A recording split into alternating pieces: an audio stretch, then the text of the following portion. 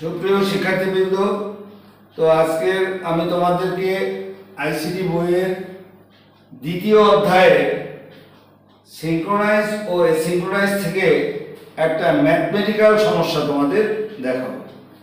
সেই ম্যাথমেটিক্যাল সমস্যাটা হচ্ছে, এখানে আমি লিখে দিচ্ছি। তো প্রশ্ন হলো 5 কিলোবাইট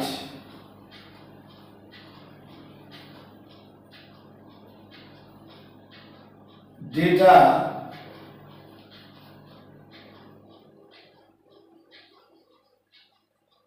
স্থানান্তরের ক্ষেত্রে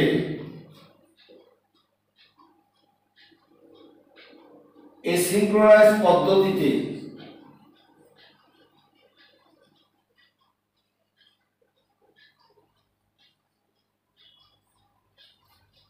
দক্ষতা নির্ণয় করো।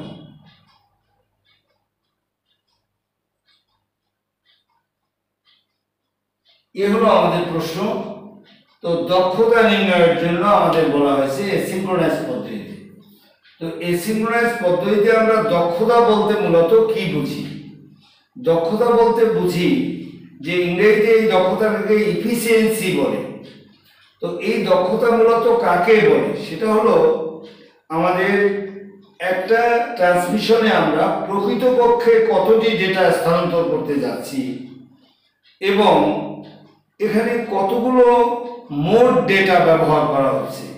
এখানে মোট ডেটা বলতে আমরা প্রকৃত ডেটা প্লাস অতিরিক্ত যে ডেটা পাঠাতে যে অতিরিক্ত ডেটার প্রয়োজন হয় সেটা, এই দুটোর যোগফল হচ্ছে আমাদের মোট ডেটা। তাহলে দেখো, কথা না বাড়িয়ে আমরা গাণিতিকটা দেখাই। তো দক্ষতা সমান আমরা জানি, দক্ষতা এটা সমান প্রকৃত ডেটা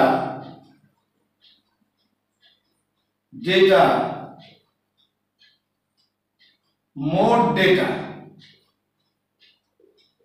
এটাকে আমরা 100%, এটা হলো আমাদের দক্ষতার সূত্র। তো এখন প্রকৃত ডেটা বলতে আমরা কি বোঝাচ্ছি? এখানে দেখো, প্রকৃত ডেটা বলতে কতগুলো ডেটা তুমি এখান থেকে ট্রান্সফার করছো। আমরা এই অঙ্কগুলোকে আমরা বিট দিয়েও ব্যবহার করতে পারি আবার বাইট দিয়েও করতে পারি। মূলত বিট দিয়ে বের করাটা হলো সঠিক, কারণ ট্রান্সমিশন হলো প্রেরক থেকে প্রাপকে ডেটা স্থানান্তর বোঝাচ্ছে। তো প্রেরক থেকে প্রাপক বা প্রাপক থেকে প্রেরকে এই যখন ডেটা স্থানান্তরিত হয় সেগুলো বিট আকারে স্থানান্তরিত হয়, কিন্তু সংরক্ষিত হয় বাইট আকারে।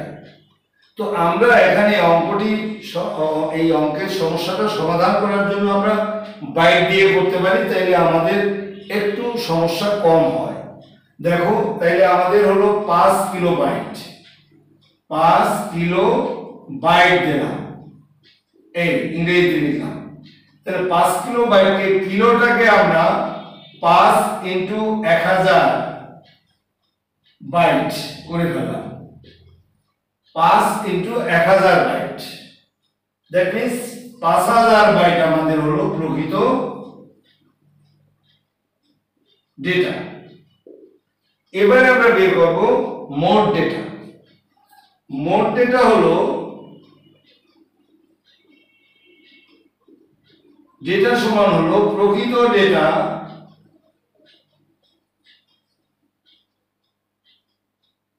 Plus overhead data. ওভারহেড বলতে অতিরিক্ত যে ডেটাটা লাগে, ওভারহেড ডেটা।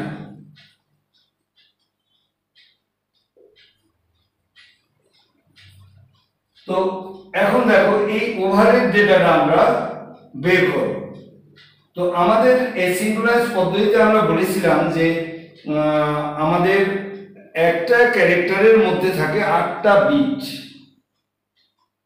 তো আমাদের দেখো, তাহলে 8টা যদি বিট থাকে, তাহলে 8 বিট স্থানান্তর করতে গেলে অতিরিক্ত আমাদের 2টা বিটের প্রয়োজন হয়েছে। একটা হেডার, এই একটা স্টার্ট বিট, একটা হলো স্টপ বিট। তাহলে এখন তুমি লক্ষ্য করো, সে কারণে যেহেতু তাহলে আমরা ওভারহেড ডেটা বের করতেছি, 8 বিট ডেটা স্থানান্তরে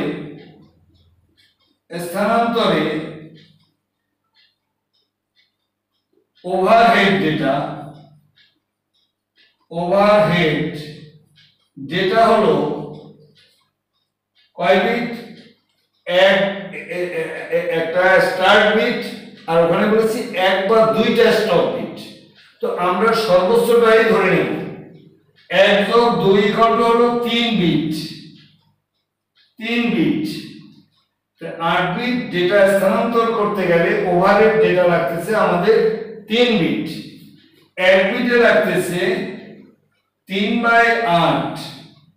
আর এই যে এখন লক্ষ্য করো, তাহলে এই 5000 বাইট, এই জন্য এই বাইটটাকে আমরা বিটে স্থানান্তর করে ফেলি।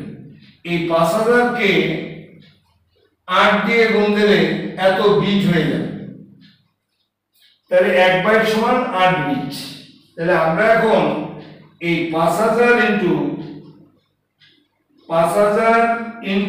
8 এটা স্থানান্তরে 3 ইনটু 5000 ইনটু 8 বাই 8, এটা যদি কাটা যায় তাহলে হলো 15,000 বিট। তো আমাদের দেখো এই 15,000 বিট হলো আমাদের ওভারহেড ডেটা। তাহলে ওভারহেড ডেটা যদি 15,000 হয়, তাহলে আমরা এখন এটাকে মুছে ফেলি। এখান থেকে দেখো, তাহলে মোট ডেটাটা বের করে ফেলি। মোট ডেটা হচ্ছে আমাদের এখানে হলো মোট ডেটা হলো, প্রকৃত ডেটা হলো এই 5 আর 40,000 প্লাস হলো আমার 15,000, তাইলে হচ্ছে আমাদের 55,000 এত বিট। এখন আমরা আমাদের সূত্রটা বের করে দেখো, এবারে হলো আমাদের সেই দক্ষতা সমান, দক্ষতা ইকুয়াল টু আমাদের হলো প্রকৃত ডেটা হলো আমাদের হলো 40,000 আর মোট ডেটা হলো 55,000 ইন্টু 100%। তো এখানে দেখো, এখানে হচ্ছে আমাদের এই তিনটা কেটে দিলাম, এই তিনটা কাটলাম। এটা কাটার নিয়ম না, আমরা ক্যালকুলেটর দিয়ে হিসাব করব। উপরে থাকে 4,000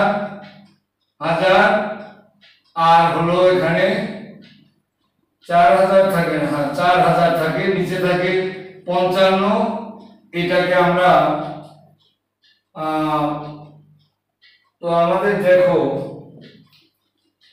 এটাকে আমরা ভাগ দেব, এই 4,000 কে আমরা ভাগ দিচ্ছি। আমাদের দেখো 7 বার যাবে, 5 7 35 এর 5 হাত থেকে 3, 5 7 35, 37 38, তাহলে 5 5 10,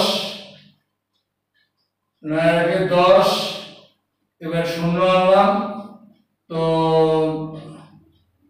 2 বার যায়, 5 2 10, 5 2 10 11, 0 এখানে হলো 4, দশমিক দিয়ে 0 আনো, 7, 5 7 35 5 7 থেকে 3, 5 35, 37 38, 38, 5 5 10, 9 10, আবার 0 আনলাম, এবার এটা 72.2। তো আমাদের দেখো এটার উত্তর হবে, দক্ষতা হবে আমাদের, দক্ষতা হচ্ছে 72.72। এটা হলো এত আমাদের পার্সেন্ট, এই হলো আমাদের দক্ষতা। এইভাবে আমরা সিনক্রোনাইজ ট্রান্সমিশনের দক্ষতা নির্ণয় করব। সকলকে অনেক ধন্যবাদ। আমার এই ভিডিও ভালো লাগলে এটাকে লাইক এবং সাবস্ক্রাইব করবেন।